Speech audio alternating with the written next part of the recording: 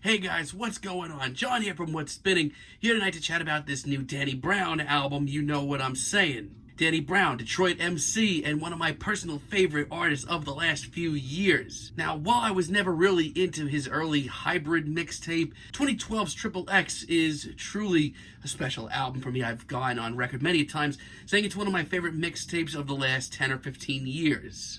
It's something truly special. It's an album that works on two wild extremes. First half is ruled by raging party anthems, drug use, sex, women, violence, other debauchery. It's all here.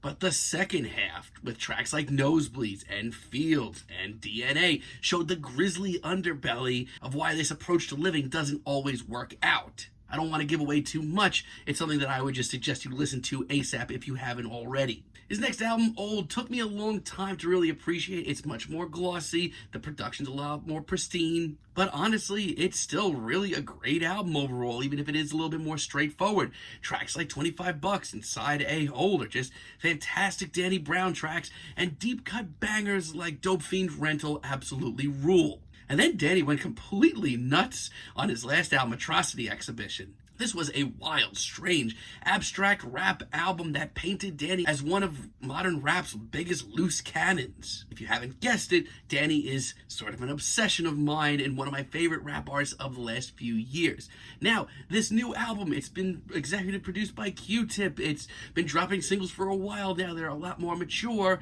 and I've been excited to talk about this for a while. Let's chat about it. The album starts off with Change Up. It's a sort of a mysterious, mystic intro with some very hazy guitars and hazier production. Now for me, I've always felt like Danny has always nailed intros so well. Between Triple X, Side A, Old, and the Downward Spiral on Atrocity Exhibition, these songs summed up the entire themes of these albums so well. Here, on this track, Danny just kind of sounds like he's woken up from this drug-fueled paranoia trip that was Atrocity Exhibition. I don't want to say he comes off woke, but honestly, he does. It's a very strong intro, and Danny just sounds so stable. It's a much more mature and focused work from Danny, but his skill level is still just wildly over the top. Then we have Theme Song, and I just want to say, the production on this album is awesome. I mean, shout outs to Q-Tip, but did I even have to say it? Of course, the production is pristine. As a matter of fact, the production for the entire album kind of holds up. It has a very classy, almost a throwback hip-hop vibe at times. This track, for example, is sort of whimsical, but Danny's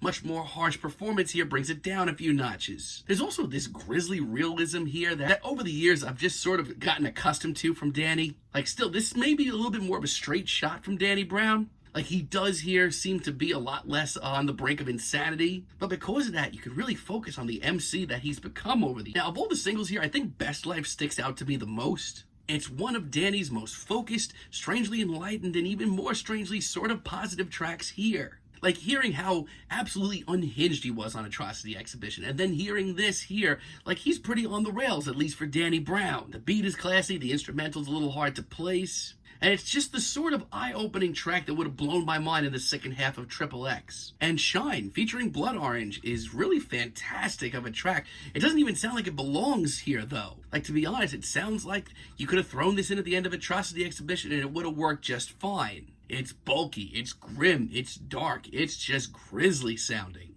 His pop culture references have not been on point this much for the entire album, and Danny just sounds on top form. The beat here gives me the chills, and don't even get me started on that fantastic hook featuring Dev Hynes of Blood Orange. And don't worry, don't think that just because Danny's shooting a little bit more straight this time, he doesn't have a couple of surprises up his belt. Take, for example, Tearz featuring my boys Run the Jewels. This is the sort of old school posse cut that is just so Danny. And it's just moments like this that just drive home how wildly inventive he continues to be. Danny's performance is so much more aggressive here, and he sounds fantastic on this sort of abstract beat.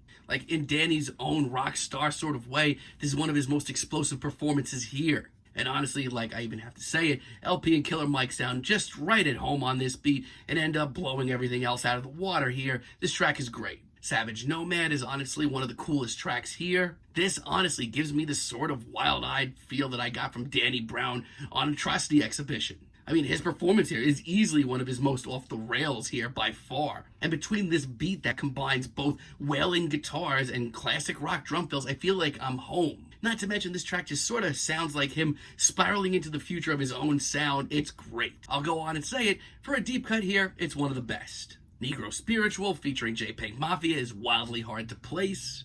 This is one of the more upbeat and freakish tracks here, much like the work of his buddy JPEG Mafia. Again, I love just hearing how gritty and intense Danny sounds here. It's tracks like this that make me realize that he hasn't changed that much. And Peggy on this chorus just sounds right at home. This isn't even Danny's catch-up track where he's trying to spit all these wild bars out of nowhere just to keep up with himself. No, this honestly just sounds like it's right where it should be. Now, I'll be honest, there are a couple of tracks here that do hit me as a little bit middle of the road for Danny. Take, for example, Dirty Laundry, honestly. Listening to this when it was first released, I didn't really know what to make of it, honestly. For one, it is more colorful and animated for this album, which is something I've always gravitated towards with Danny. And trust me, there are some genuinely wild lines here. But in this case, I do sort of feel like Danny's trying to play a little bit of catch up with himself. For the newer, more mature sound of this album, some of these lines just stick out like a sore thumb. But I honestly don't completely hate this. I love the quirky beat.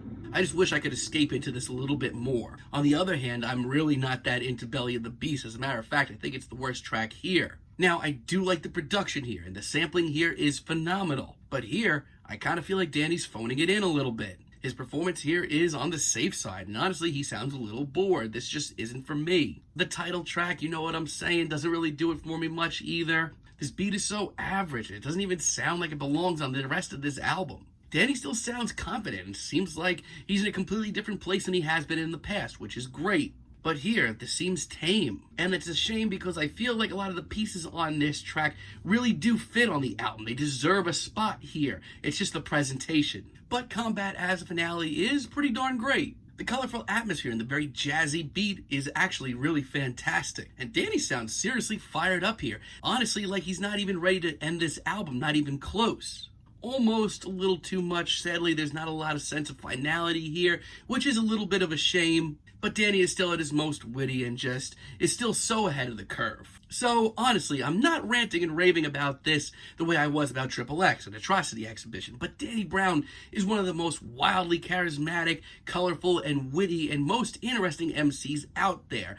I mean, honestly, this is a pretty solid album. It shows him in a very much more mature and stable environment and sounding more focused than ever, which is great. I honestly just wish this album was a little longer and some of these more tame tracks got a little wilder. Still, though, this is a great album. I'm feeling a very strong 7 on this, but let me know what you guys think down below. If you like the video, be sure to give us a like, give us a subscribe, and let me know down below what you would like for me to chat about in the future. Until next time, have a great day, guys.